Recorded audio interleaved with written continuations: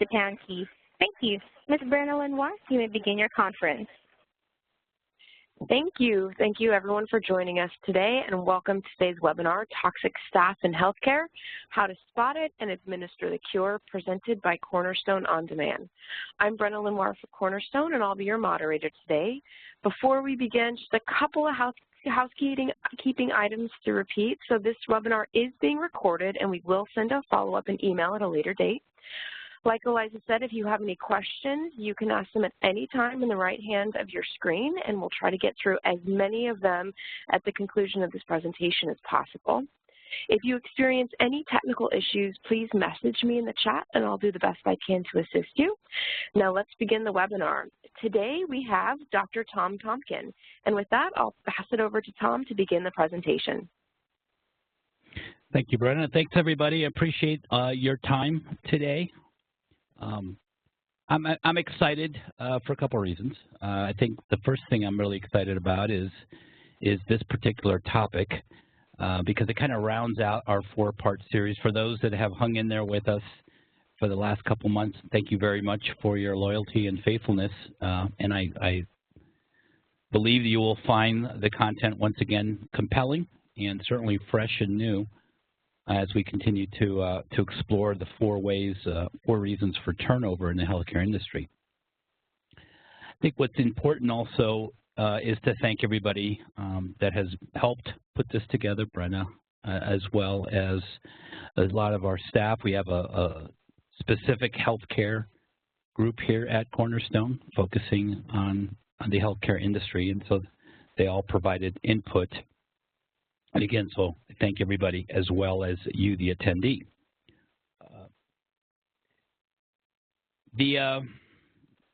Excuse me, I'm trying to find the next, okay. So a little bit about me. I am part of the Thought Leadership and Advisory Service here at Cornerstone. I have a lot of opportunity here to do a lot of good research and be able to present it to our customers as well as to those that are interested.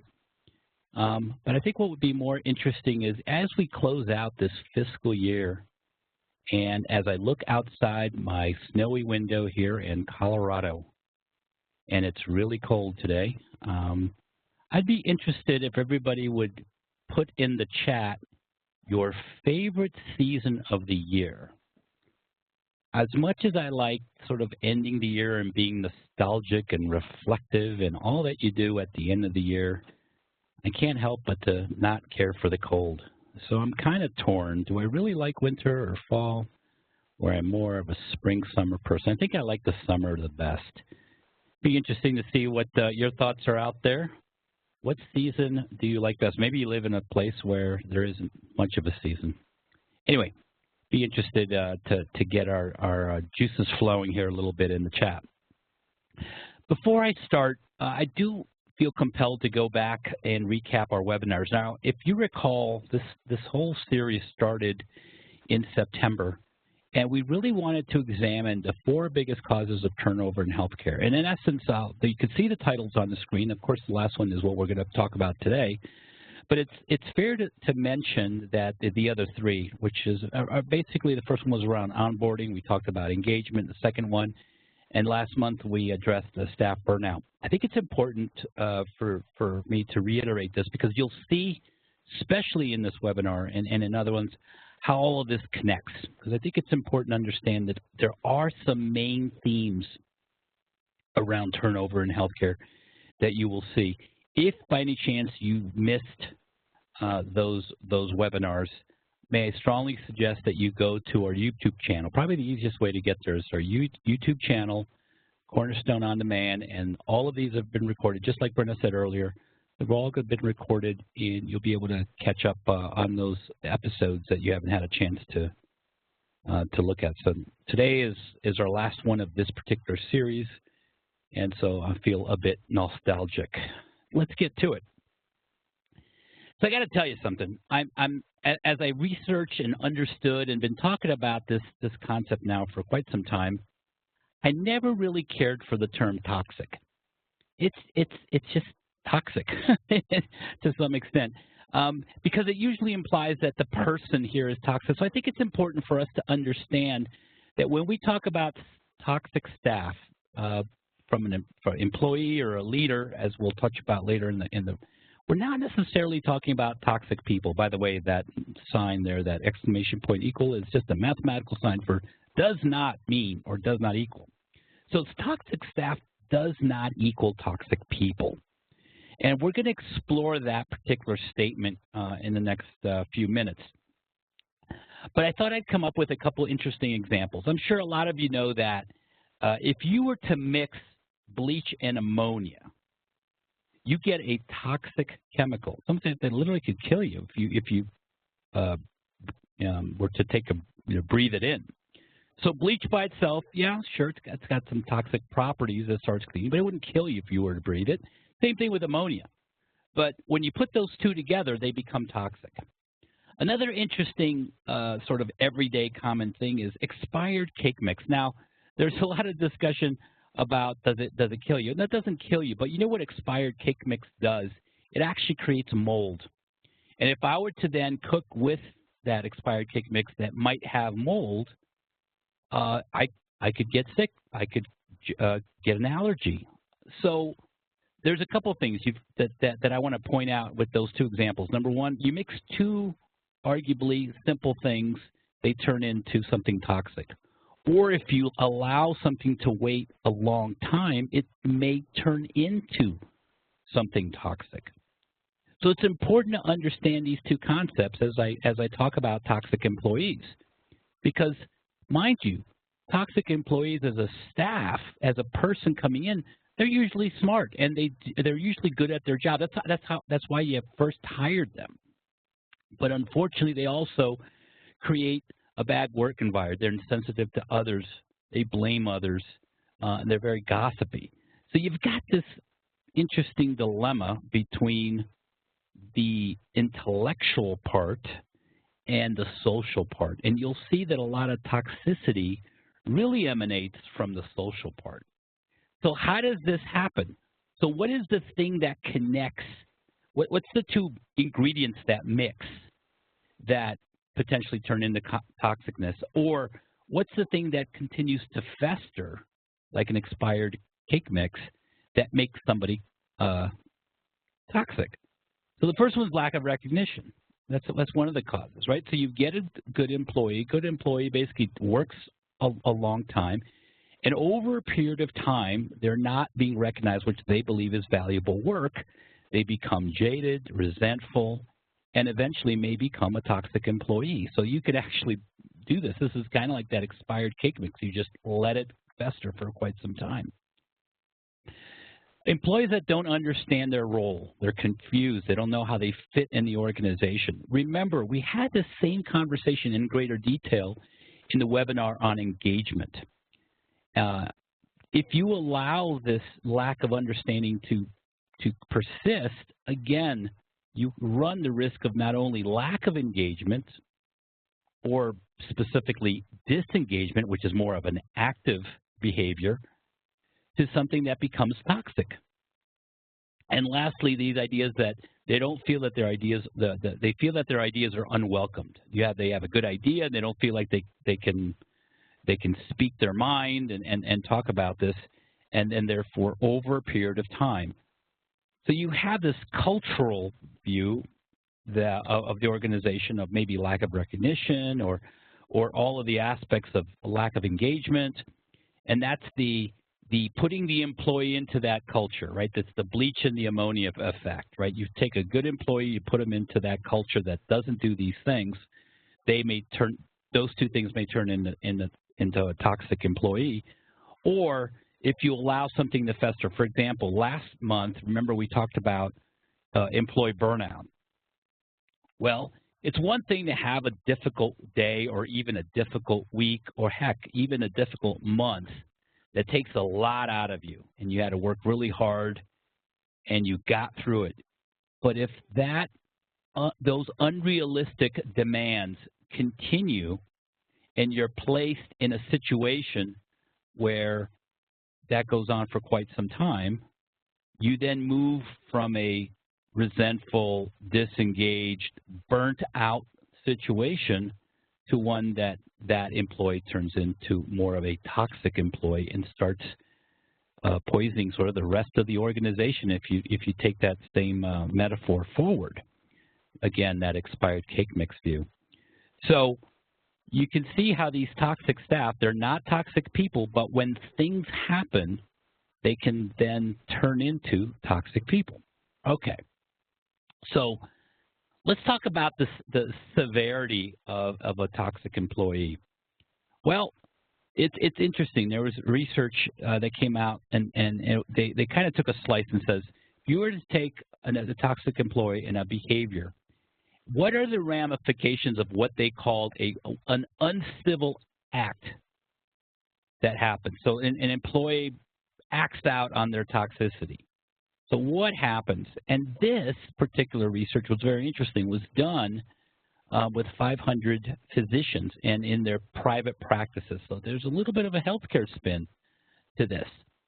48% say they intentionally decrease their work effort, right? So you have a toxic employee and they act out and they affect other employees around them. So almost half of them basically says, you know, this is just a turnoff, and they intentionally decrease their work. 47% say they time at work, right? You can now imagine if that one incident, someone says, well, this is just not a good guy, not a good person. I don't think I want to hang out here very often. And so all of a sudden it's like, well, maybe I don't have to be at work that early, or maybe I can leave a little early to just avoid it altogether.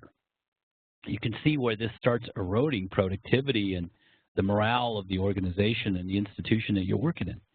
80% admit that they lose work time worrying about the incident. So here you have it. You had the incident with somebody, you go home, and now that's just festering in your mind, right? Now you're just thinking about it all the time. You know, that's just not a healthy situation whatsoever. It has that same effect for those that may have difficult jobs, or when you were a teenager and you were at the weekend, it was that Sunday night blues, right? You had to go to work, school on Monday morning. You're just like, I don't like Sunday nights.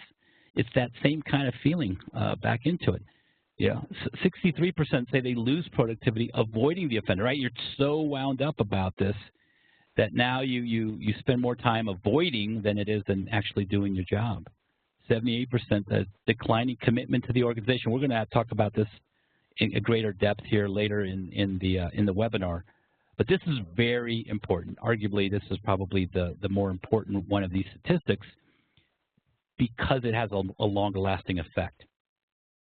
Organizational commitment has a direct impact to retention or increased attrition of an institution. Right, that is the number one measure, and it's very measurable, very number-centric. And then lastly, 12%, over 10% admit leaving their jobs. There's jobs, misspelled, not jobs, jobs, because of uncivil treatment. Right, so the idea is finally somebody just has enough and they just have to move on. So this is just one act that actually is pervasive and has these very strong ramifications to the actual employees. But if you take more of an organizational view, right, we have a few quotes from a researcher that talks about the bottom line to the organization. So there are basically 3 points to this, right? There's staff defections, decreased productivity, and again, we're talking about physicians, right? Local practices, they lose patients. And so basically this particular gentleman says people are reticent to say anything, so they quit. So here's the thing. You're a manager. By the way, as a manager or a leader in an organization, you're not going to be the first person to know that you have a toxic employee in your midst. It's going to be your worker. So that's kind of sort of this is a sneak preview to what we're going to be talking about as far as what can we do about all this. But you're not going to be the first person that's going to know. And at the same time, people are reticent. There's the politics behind all of this is that they want to don't say it, so they quit. Hey, look, that person's acting out. I don't feel it's my place to do anything about it, so I'm just going to move on. So that's, and usually the people that are moving on, they're people that are good, talented employees that can actually find a job elsewhere. The second one is this idea of this decreased productivity. See, the idea is, if you think about this, and I've said this before in my personal career, if I reflect on my personal career of 30 years and look at anything that I believe has been monumental and has given back to the organization, I can say unequivocally that I have done this with others.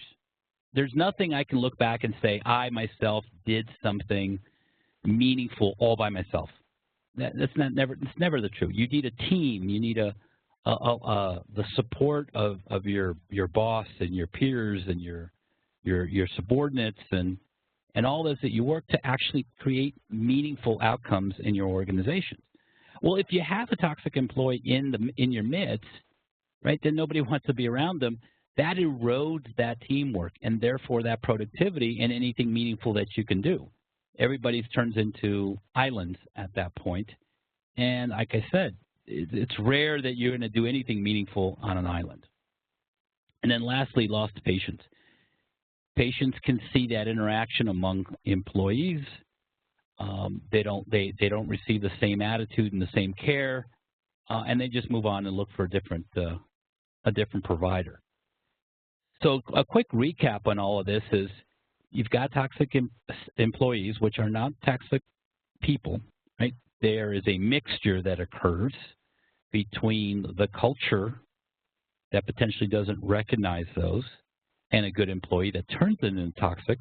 And there's also this pervasive view of lack of engagement or those things that the organization can do, as well as continued burnout or stress on the job.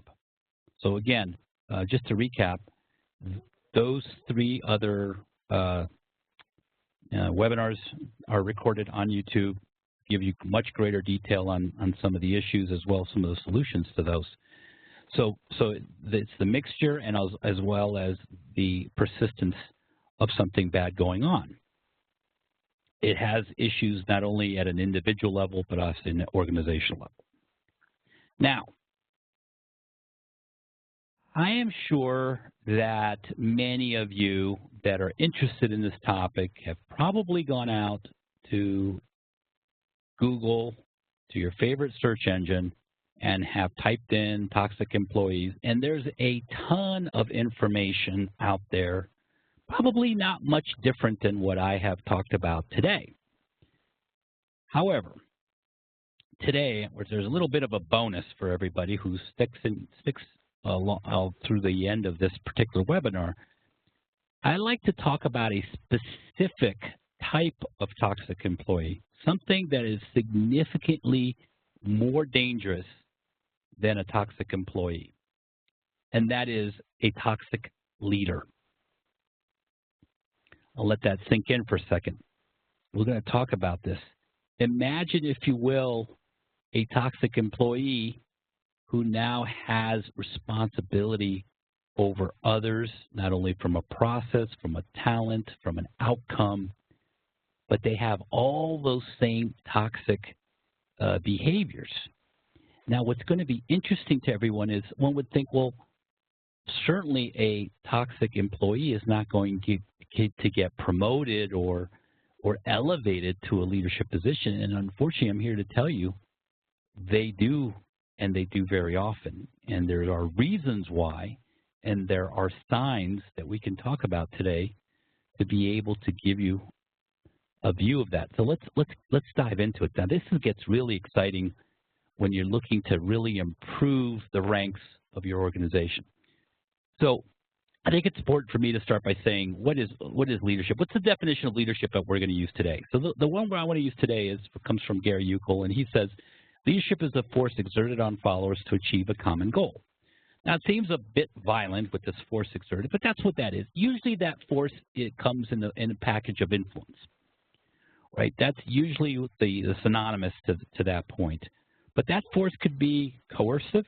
It could be a reward. It could be expert, meaning people follow me because I'm a smart person and they want to know more about what's going on. Referent is a fancy term for someone that is likable. I like to follow this person and do what they say because I like this person. They're kind of like me. So all of those are forces. But a toxic leader can use other types of forces, and some of those things include some of the ones that are like undermining and demeaning, and these are not very attractive characteristics. The one that I want to tease out here for a second is this idea of seducing. Now, it's important for everybody to understand what that means. What toxic leaders do to get a following is they usually promise things that are attractive to followers. They are sometimes they're sort of over the top. Basically, they lie, and they talk about very unattainable things that a lot of people would like to see, but they do so in such a way that they think that they can bring it about. So they kind of seduce followerships into getting that leader-follower relationships. The problem is number 3 is leadership depends on these unethical strategies, such as lying, scapegoating, and blaming. There's a lot of leaders out there, toxic leaders specifically, that believe that this is actual strategy. This is how you become a leader, is by doing these kinds of things like lying and scapegoating. There's a particular study that I personally did on leadership and leadership scapegoating. There's an example that was very interesting of this one particular leader. And again, this leader did this very intentionally. Like this was a strategy that basically said, well, anytime somebody would bring up a suggestion to do something, that leader would say something along the lines, well, if you want to promote Joe to this, that's fine. I think that's a mistake. Or if you think Mary can handle the task, that's your prerogative, but I think you're making a mistake. Usually what the scapegoating means is I'm preempting the problem, the blame. I have to create a blame just in case something does, so then I can come back and say, see, you know, I told you this would screw up because you picked the wrong person to do the job, or you picked the wrong strategy, or whatever it is. And that's scapegoating, and toxic leaders do this very intentionally, and they believe it's a strategy. Anybody that has been around the leadership world and the leadership industry in general has heard this term Machiavellian leadership. Actually, it's named after Niccolo Machiavelli, Machiavelli, who is an Italian philosopher. And in essence, a Machiavellian leader is one that's cunning and duplicit. What the duplicity is a fancy term for basically they lie. They say one thing and do something else. And it's a strategy. It's something that actually was taught a long time ago, and continues to be very pervasive in organizations everywhere. Those kinds of unethical strategies obviously are born from toxicity. And believe it or not, they continue to actually be taught in a sort of an informal way. Like I personally teach leadership at a university level. And certainly I would never teach lying and scapegoating as strategies for leadership. But for those that are being mentored by other toxic leaders, they say, here's how I made it big. And then you've seen a ton of movies out there that talk about this. So this is actually very intentional. This isn't some kind of mistake or somebody fell into it. This is actually being practiced. And I wanted to take the minute to be very specific about what you might find in toxic leaders. There's actually 3 types of toxic leaders. There's super toxic, career toxic, and subtoxics. Super toxic are the ones that mistrust everybody all the time. So they're They're a jerk at home, they're a jerk at work, they're a jerk everywhere, right? Because that is their defense mechanism. That's how they interact with others. But then there are the ones that are a little more subtle about it, that it's the subtlety that actually continues to make it pervasive in organizations. So you've got the career toxic, the one that mistrusts those only at work. So there was a particular leader that I worked for some time ago, and she was a career toxic, right? So she thought that these were leadership strategies, and she was terrible at work. But then we would go, like after work, we would go maybe all get a drink or someplace, and she was very nice. She was a very nice person. It was like, for a while there, I thought, well, maybe it's me. Maybe I'm missing the point here or something. But there's those people that believe and mistrust only at work, those career toxics, say this is a strategy that I'm employing to get myself ahead in my particular career, whatever that might be. And then lastly, you've got this idea of subtoxics. Those are the beginners. That's the intro toxic leaders that are learning, and again, are learning in such a way that believe that a lot of these tactics are strategies for success. So you can see how toxicity at a leadership level is very sticky. It's very pervasive. And so then the question becomes, how does that manifest itself, continue to manifest itself? Well, John Maxwell came up with these 5 levels of leadership, and I happen to agree with him. And I use this discussion in all sorts of other topics that I talk about around leadership. But this one is a very interesting view of this, which is, if you look at the 5 levels, they're linear, right? You sort of have to achieve the first level before you can achieve the second, third, fourth, and so on. If you look down at the bottom where it says position leadership, or the right, all the way at the bottom, if you can see the text down there, it says people have to follow you, or people follow you because they have to, right? So you're put in that position. So you have a career toxic leadership, or maybe a subtoxic leader, as defined earlier, and somebody looks at them and says, well, you know, they're very good at their job, as we said earlier, and they have this tendency, well, maybe we can work it out. Maybe we can tease it out of them and get them to be really good leaders, because I know I remember having a meal with them after work. Boy, they were wonderful. So let's go ahead and promote them to manager, because they're very good at what they do. So that's how it gets started. Now, mind you, toxic leaders rarely go up this particular chain, but you can see how it's the reality of getting that toxic leader in a position to potentially do a lot of damage. And that's how they start. So let's turn the page to something a little more detailed, which is what I call the good stuff, the actual research on this. And this was a particular view.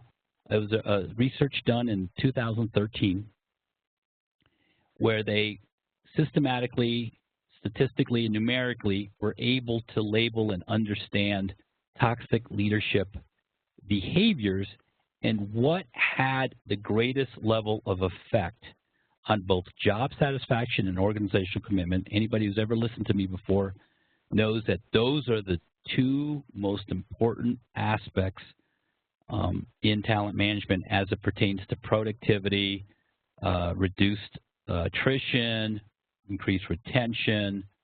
All of those things is the actual employees' feeling of their job satisfaction, and their commitment to the organization. If you go back to any of the webinars in this particular series, I touch on that. I also did a few webinars on healthcare in the past where I talked about the importance of job satisfaction and organizational commitment in the success of an institution, a hospital, a physician's practice. And so I decided to continue that theme here as well. And there's a ton of studies around that. And there are basically 5 measurable factors of a toxic leader that have a negative effect, mind you, on job satisfaction, organization commitment. And we'll just read them off real quick. So there's abusiveness, promoting inequity, indecisiveness, divisiveness, and lack of integrity. Now, mind you, I did them in this order because in this particular study, the most important or the one that had the highest effect is number 1 all the way to number 5. Abusiveness had, if you look at the bottom of the slide, I talk about how 76% of all of this actually measured the behavior of a toxic leader. But that factor number 1 was 45 or 46% abusiveness. So what does abusiveness mean in this particular case? It means the verbal and the psychological abuse that that a particular leader may have on an employee. That's very important. It's very observable. Leadership in general is observable, but toxic leadership is also very observable. Sometimes hard to measure, but very observable. That abusiveness, that demeaning behavior that I talked about earlier, all fits in this abusiveness. Promoting inequity, right? This idea that we start creating hierarchies almost artificially. And that inequity could not necessarily just mean being a subordinate, but also devaluing the individual, right? This idea that I am better than you regardless of what it is that we do. Indecisive, somebody that doesn't make decisions and leaves it to others to make decisions only to create scapegoating. So you can see how all these things connect. It's divisiveness, lack of integrity. Those are smaller factors in this whole thing. But in essence, these are the 5 major factors and the associated definitions of each that actually contribute to 76% of the toxic leadership effect on employee job satisfaction and organizational commitment. So this kind of rounds out the thought process I had in the last 3 webinars on the idea of turnover. Okay, so being mindful of time. So this is great. So I talked a little bit about your generic, for lack of a better term, toxic employee. We got a little more specific around toxic leadership. And I think by now we've all decided that this cannot be a good thing. So what are we to do? So this slide we're going to develop here and unfold. In essence, there's 2 points of entry to fix this particular problem. There's before you hire somebody and after you hire somebody. Because face it, there's toxic employees throughout our industry. So what can I do? Well, but hands down, the number 1 thing to fix toxic employee is this idea of prevention. Like, don't even bring them into the organization. It's probably the simplest, cleanest way of doing it. It's the number 1 strategy to do that. So people go, yeah, great, Tom. That's wonderful. Well, we all like to be able to prevent lots of things. How do we go about doing that? Well, let's talk about good recruiting practices as well as talent mobility and succession. And this is important because a lot of times, and this continues, by the way, in recruiting, is we often look at skills, certifications, what's on paper, spend a lot more time on that aspect of the recruiting and hiring as opposed to all the attitudinal, personality type of things that come across. So I gave you an example of an incident that happened to me some time ago. So I was interviewing a particular person, and their resume was very good. They had all sorts of wonderful skills and certifications and all that. But I noticed that they started looking at their job every 2 to 3 years. They moved on the job. Now that's not a bad thing, but it's an opportunity for some questions. So I asked this person. I said, okay, well, from job A to job B, how did you make that transition? And he said to me, well, my boss was a jerk, and I didn't like him very much, and I just couldn't take it anymore, and so I moved on. I said, okay, so noted. So then I went to job from B to C, like, what made you move? Well, the people I worked with weren't very helpful, and they're not very collaborative. anyway, you can see the trend here, right? So every time this person moved, it was everyone else's fault except his.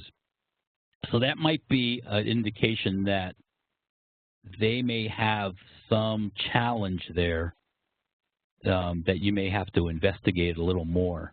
And the question always becomes, and still does, I mean, I don't have necessarily a clean answer for all things, but the question always becomes, is somebody's credentials, skills, certification, all of the stuff that they can bring to a particular position worth taking the time to potentially address or fix or remedy the toxicity that this person may have? Remember, good toxic employees are not toxic people. They usually have some issue, whether if you're talking about leadership, right, they may have been taught to be a cunning and divisive leader. And maybe there's a way to mentor them out of that. So that's recruiting. But you have to remember that talent mobility and succession are also important, because that means that once they are hired, you have an opportunity here to understand how to make them mobile to a different organization or a different position. Talent mobility, like I've seen unfortunately lots of times where people transfer their problem to somebody else because they can't fix it. That's not good. Or I have also seen, the succession, right? You've got that career toxic person where, they're toxic at work, but not necessarily outside of work. And maybe they get placed on some succession and they become the boss, right? So these are still what I consider under the recruiting, because not necessarily like from the outside in, but also from the inside to another inside position. So all of this has to be taken into consideration. Again, let me strongly suggest, if you're looking for our perspectives on talent mobility, succession, recruiting, we have a ton of wonderful webinars, either by myself or some of my peers that talk about these exact topics in greater detail. Okay, so what do you do? So anyway, so one slips by, right, after the hire. This is when it gets challenging, right, because the whole thing instantly gets really litigious, meaning lots of laws and employment laws around all this. So know your laws, right? You got to create the paper trail of behavior. Now, mind you, most places are states anywhere are right to work or will to hire state. So it's not at all loss, but you got to be very careful that you're not necessarily making a case that isn't really there. The other thing that I always see, and it's always an interesting aspect, is have an employee handbook. Now, most people have an employee handbook, but those employee handbooks talk about what somebody should do at any given time.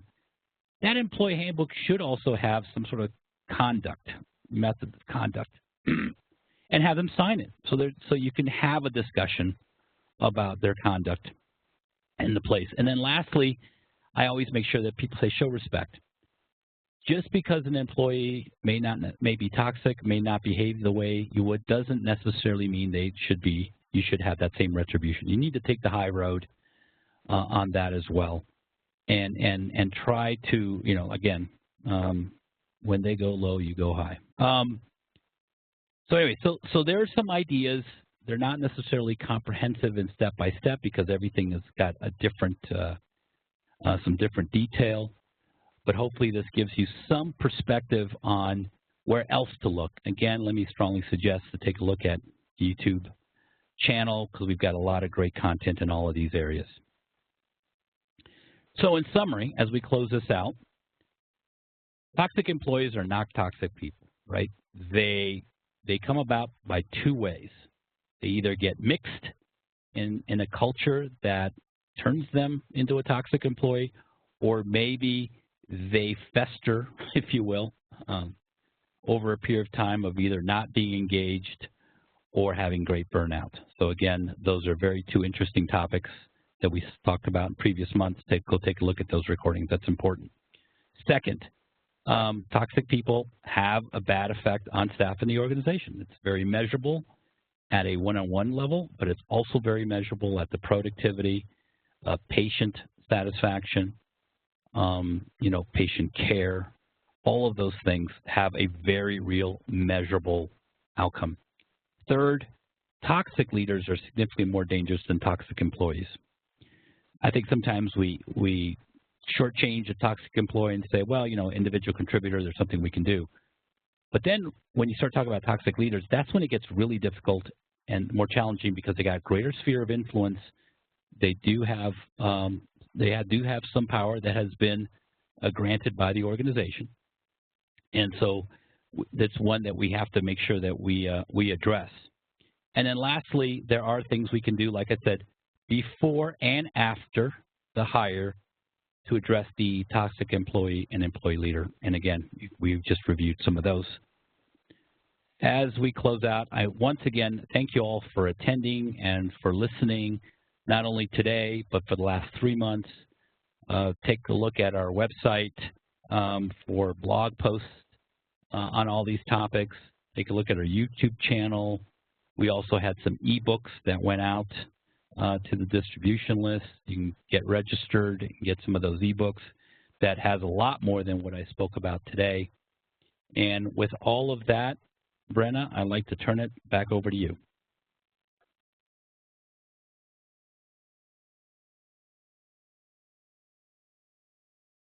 Okay, great.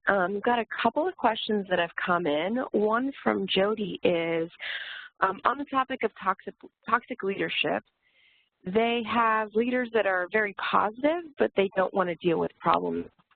You recommend handling this? They seem genuine, yet they undercut and let staff walk all over them. Yeah, that's a good question. Thank you, Jody, because here's the thing. I am my doctorate is in organizational leadership, so not only do I have a lot of time vested in it, I'm kind of emotionally attached to leadership in general and everything that goes with it. Those leaders are not toxic leaders, right? So you don't handle them that way.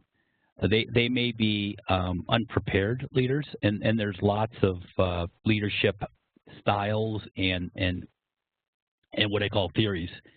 And theories are basically, I always tell people, theories aren't theoretical. They are basically explanations. And what it sounds to me like you have is what's called a laissez-faire leader. Laissez-faire leader are people that are genuine, that are good, but they're more like hands-off. That's what that means, right? They're hands-off on the day-to-day.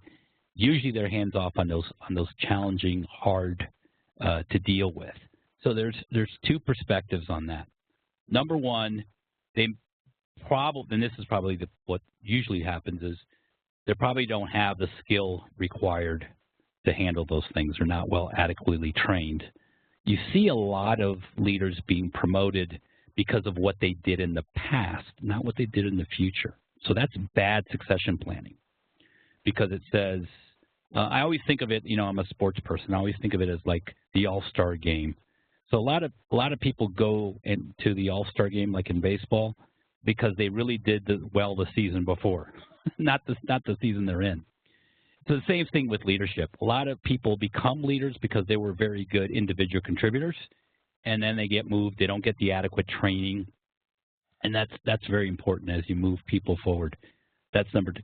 And I mean, second is also there are this is the second piece, is that sometimes they're emotionally entangled with people, and we tend to look at leadership sometimes in a very transactional way, which is doing things right, instead of transformational, which is doing the right thing. That's a real nice way of looking at these things. So what you want to do is it's in that laissez-faire leaders need to move to transactional leaders, need to move to transformational leaders, and you do that by experience and by knowledge, meaning being trained and also being part of that. Again, by giving you some of these suggestions, hopefully you can find ways within your organization to get one of those, if not both of those interventions to them. Great questions, but we're not talking about toxic leadership in this point. Okay, another question from Tracy that's come in is, what are the ways that organizations can put feedback mechanisms in place so that they can identify toxic leaders? That is another very good question. Thank you for the question. I talked about this during the engagement webinar we did 2 months ago. One of the things that seems to be very trendy but very appropriate is this idea of pulse feedback. Pulse feedback or taking a pulse is, sometimes we think of feedback as being this very drawn out type of approach, right? Send out a survey every 6 months and ask 12 questions, and you stand in front of your computer and you do all this stuff and you do all this analysis and you get to an answer. Though they give you a very good detailed perspective on some of the long-term issues, they don't necessarily give you good insight on what's going on currently.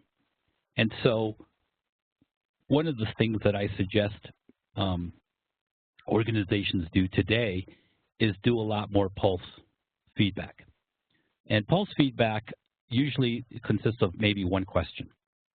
For those that are familiar with the Net Promoter Score used in marketing, it's one of the more powerful questions would be that gets asked of customers is, would you recommend our product and services to others? That's getting instant, and it's one question. It tells you a lot about where you stand across feedback, because what you're saying is, are you confident in that we can deliver on your word, right? So we're banking on their word. And so you may want to modify that. You may want to say, would you recommend, this organization to, a friend or a coworker somewhere else? And so that quickly gets a feedback on what's going on. And you can monitor that very easily. You could even, you could do it on a cell phone, right? You could send out a text, send me a number, 1 through 10. 1 being the worst, 10 being the best. And that can go out instantly. Go out to the nurses on the floor. Go out to, physicians wherever they may be.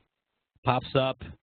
And by the way, the percentage of unsolicited text that is open is 95%, as opposed to unsolicited email that's 17%. So that's a little thing there too. So this pulse stuff really works well, especially if you send it out text.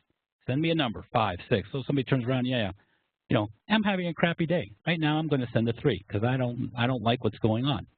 And what happens, you can do that very quickly over a period of time, and it gives you a really nice history of what's going on. From there, you can then, if you see it declining, you can start making some assumptions that something's not going well. And then I would suggest you start looking at something more specific than what's going on. But I think the first thing you want to do is try to capture in a very quick, easy, point-in-time way what that engagement level might be, or that satisfaction level, or that commitment level might be.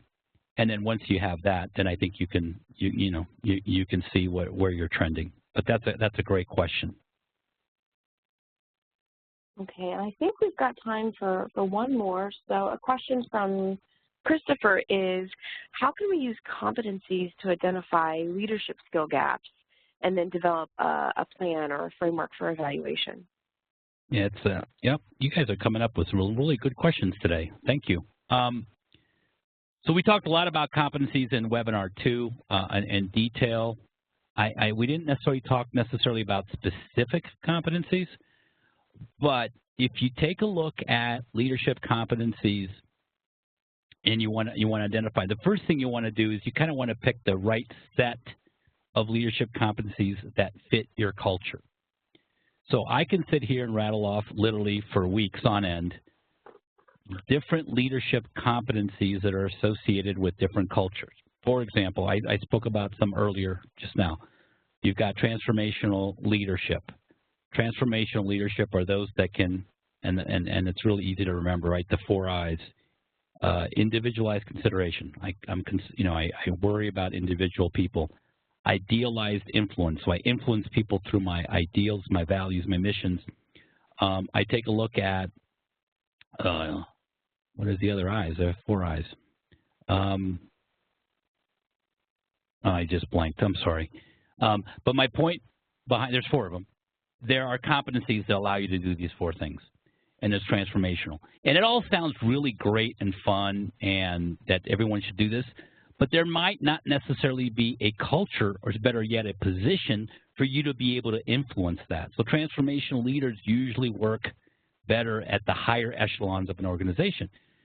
Now, transactional leaders are those that work on doing things right, as I said earlier, where, process-oriented, making sure that all the T's are crossed, I's are dotted. What are those things? Well, there's MBOs that come to mind, and how to administer those MBOs as a transactional leader. So those are more considered for lower-level managers, sort of line-level managers. How can I utilize MBOs both objectively and subjectively to motivate people? So again, that just gives you a quick view on matching up leadership. You have charismatic leadership, authentic leaders. You have servant leadership. These all sound, how should I say, glossy and academic, but they're not. They actually have competencies associated with them that can all be measured. There are many instruments and assessments that can be given to measure leadership at each of those levels. Number one, you measure those. Number two, you also make sure that you get the right training based upon which leadership style is appropriate. And then lastly, what are you trying to affect? Now, if you were to ask me and you wanted me to help you out, I would say take a look again at your employee satisfaction and your organizational commitment. Those are your 2 best indicators of whether or not you're going to have a productive, growing, healthy institution. And then out of those 2 measures, you connect whatever leadership ones actually move the needle of those 2, and then employ good learning strategies, experiential strategies, and in part, basically wisdom, mentoring, all comes into play. So that's a really big question, trying not to unpack it all, but that's how I would approach that. And if you didn't get all this, this will be recorded. You can jot some of this stuff down on the recording. But thank you again for these great questions. Yeah, absolutely. Thank you, Tom. And thank you, everyone, for joining us today. We hope you enjoyed the presentation. And if you'd like to learn any more or find out any more information, please go to cornerstone.com. Thank you. This concludes today's conference call. You may now disconnect.